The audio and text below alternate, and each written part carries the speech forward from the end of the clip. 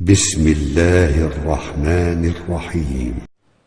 Di antara manfaat dari musibah dan petaka adalah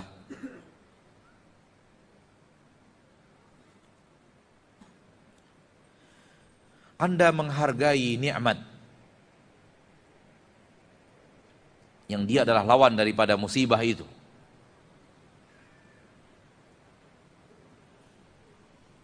Anda mengerti akan hebatnya nikmat-nikmat Allah setelah Anda merasakan perihnya bencana dan bahaya musibah yang Allah berikan. Dan ketahuilah bahwa bumi ini, dunia ini, sebelum Anda diberikan kemudahan, diberikan kesulitan terlebih dahulu. Sebelum Anda diberikan nikmat, Anda akan diberikan penderitaan terlebih dahulu, musibah terlebih dahulu. Sebelum Anda ditolong, Anda terlebih dahulu diuji dengan hal yang penuh pengorbanan. Sehingga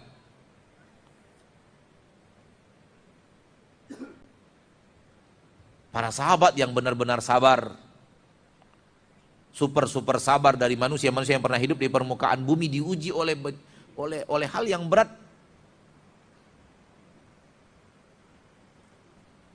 Akhirnya mereka mengadu kepada Nabi dan bertanya, kapan datangnya pertolongan Allah itu?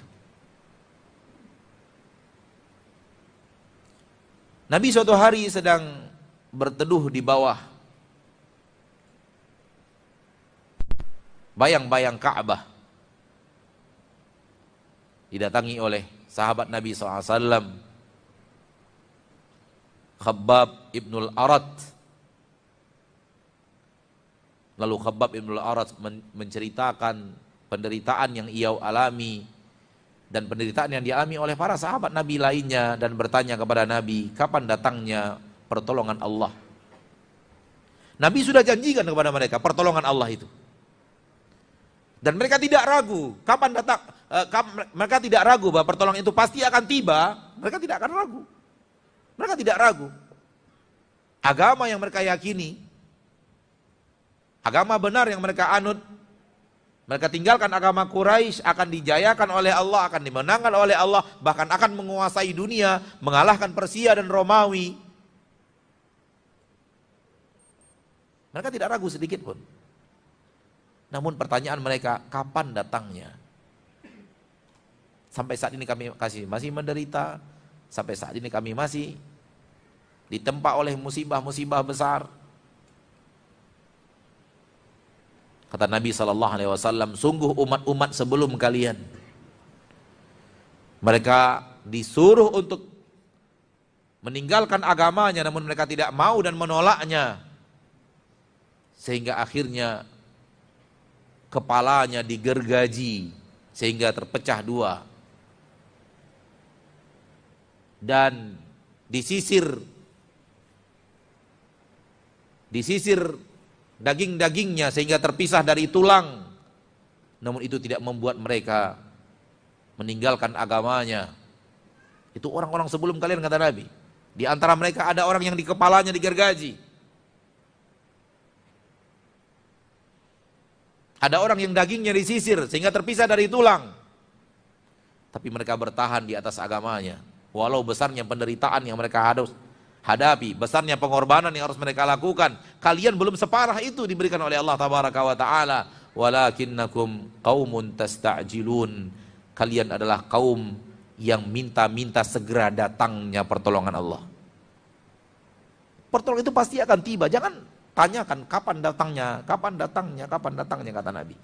Sabar saja dengan penderitaan yang sekarang sedang Allah timpakan. Sabar saja dengan percobaan yang sedang kalian alami.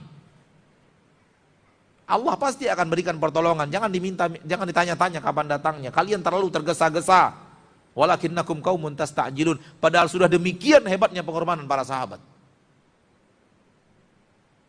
Khabbab bin al-Arat yang kata Nabi qaumun tasta'jilun itu, beliau oleh majikannya dipanaskan besi Besi dipanaskan sehingga merah, menyala besi itu dan ditempelkan di punggung Khabbab ibn al-Arat radhiyallahu anhu wa ardah. Dan yang memadamkan merahnya besi panas itu adalah badan beliau, daging beliau.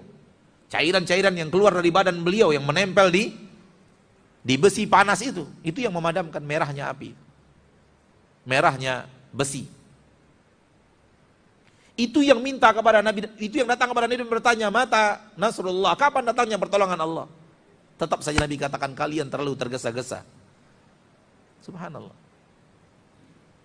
Apa yang Allah akan katakan kepada kita?